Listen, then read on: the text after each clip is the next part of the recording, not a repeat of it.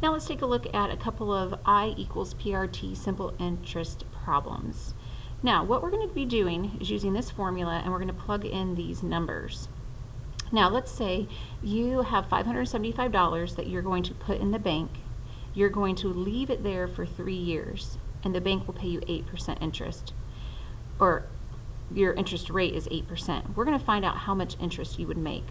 So I'm going to plug in what I know for these letters. I don't know I, so I'm going to leave it as I equals P is 575 times rate as a decimal. Make sure you change your percent to a decimal. Okay? So principal times rate times time. So if you put $575 in the bank at an 8% rate and you leave it there for 3 years, that means you don't take anything out, you just leave it in the bank, they will pay you $138 in interest. So technically, you put $575 in the bank, they will pay you your interest. So in 3 years, when you go back to the bank, you will now have $713 in your account because you earned $138 in interest.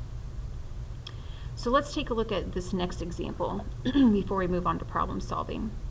This time, I know my interest is $204. So I is 204, principal is 1,700.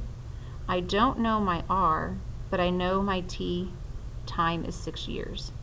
So if we put $1,700 into the bank, we leave it there for 6 years, they will pay us an extra $204 in interest.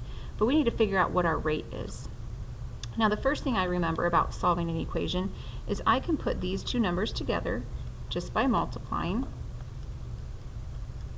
So I really have 204 equals 10,200 times R. And I don't need to put the X or a dot. I can just put, whenever it's multiplication, we can write it right by each other. Now to finish solving this equation, I will divide both sides. So 204 divided by 10,200, and I get 0.02 equals R. Now be careful, that answer is a decimal. We need to change it back to a percent. So that is 2% rate.